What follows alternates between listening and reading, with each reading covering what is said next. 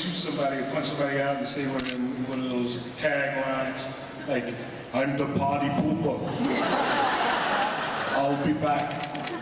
I always wanted to have one of those, so they gave me one this one. I like that you shot a man, you killed him in a church, and that's got to be a very proud moment. Synergy. Yeah, my mother was real proud. Boy, you're shooting people in churches. What's the matter with you? I didn't raise you to do things like that. I don't even know it, but that's a really good impression. What are you gonna do? And how, one thing that is the best part about the show to me, but the chemistry between the three of you guys, was that kind of instantaneous too?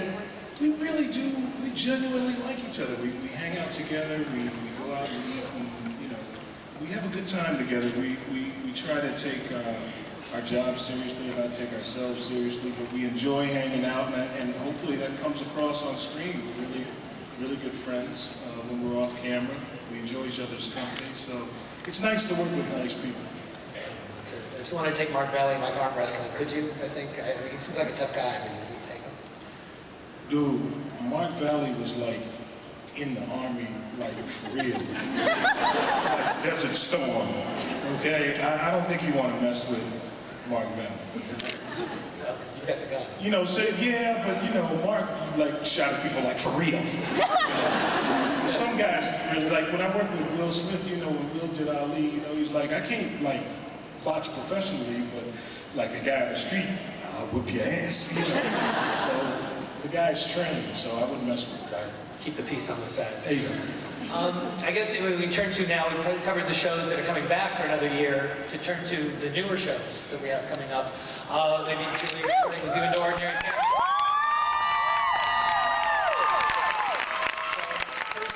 Nice to see you get to this. You're back. You survived. Your other show. I survived a bloodbath, yes. I mean, really didn't survive. I survived. It's actually like literally a bloodbath. You never actually get to see a literal bloodbath. So. It's fun. It's really good for the skin. Okay. A little beauty tip for everyone. I can maybe explain a little about An Ordinary Family for those who don't know what essentially the premise of it. An Ordinary Family, we're really just your regular average family, and we end up developing super abilities. And we become extraordinary in many ways. But we struggle. It's very much a family drama. I like to describe it as a cross between The Incredibles meets Heroes with some brothers and sisters thrown into it. Maybe, I know we have a clip. I think it's the teaser, but what if we can take a look at An Ordinary Family real quick?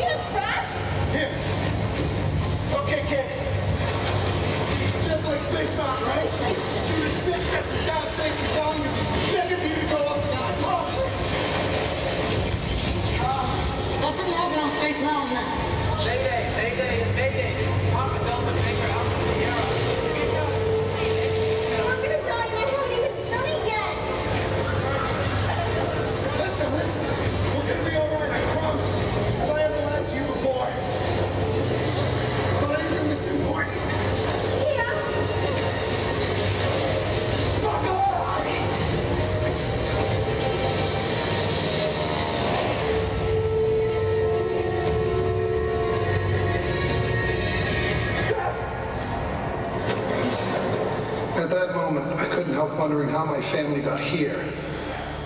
From here. I think I'm here to give you a message. He said, don't lose hope. Never lose hope. And study your math. You need to work on your math.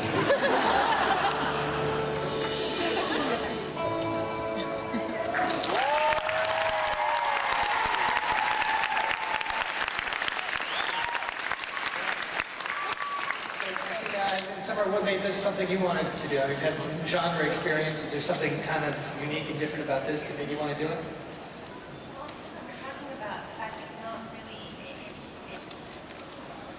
there's nothing supernatural really about it. The magic is all very, it's real. You have to learn everything that you're able to do. So I liked that about it.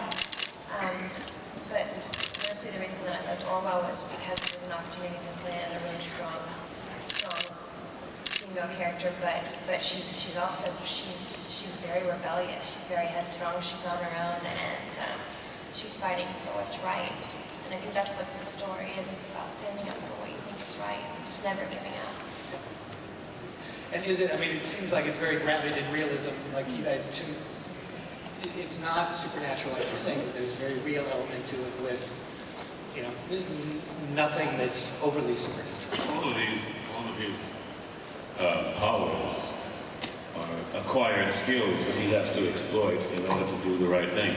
I mean, one of the things that is fascinating to me about the relationship is he wants to be the man to make a difference. I think that, you know, when I started out being a magician and escapist and doing that, I wanted to be able to entertain people, and it wasn't quite enough. Maybe I didn't get where I wanted to get in that genre. So I could rob banks. I could do my magic in a bank, and do that. Now this couple comes along and says, "Can you teach me how to do that, to do good?" So now I'm caught between a rock and a hard place. I want to help him out, but I got to pay my boys. She looked great, and it looks very different from what's on the air too, which I think is what kind of makes it unique.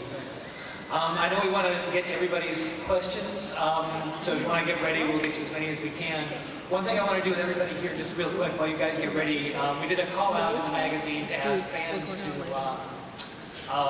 ask a question of everybody, and the one thing, and it was courtesy of HP who helped us do this.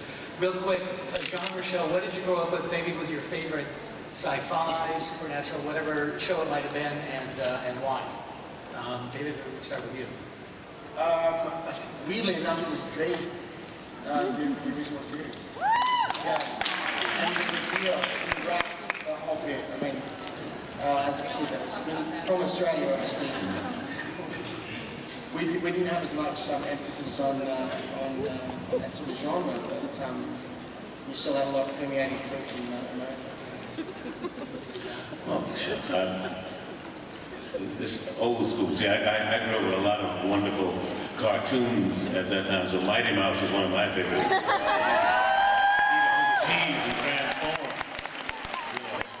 We love that. You got one? Okay, can I have a cartoon and a regular TV show? Okay, She-Ra. I have the Tower, you know, and Star Trek: The Next Generation.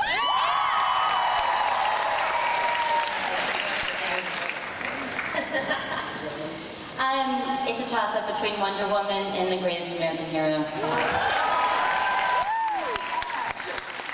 And I'm really boring. I'm Steve Austin, $6 Million Man. That was my show.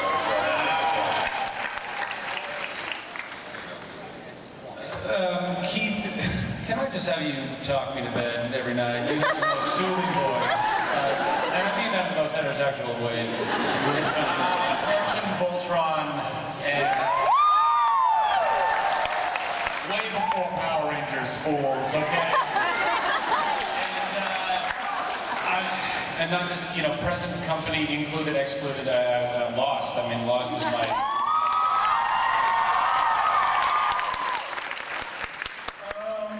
I'm old, so Voyage to the Bottom of the Sea. Damn! Voyage to the Bottom of the Sea reference in the ass.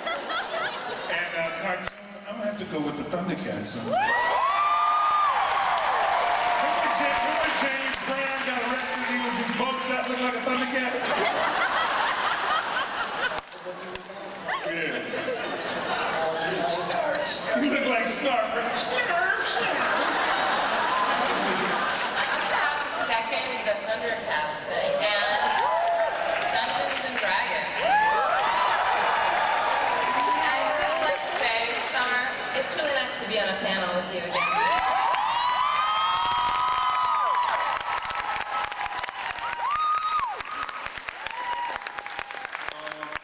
like a show back in the day called Land of the Lost with the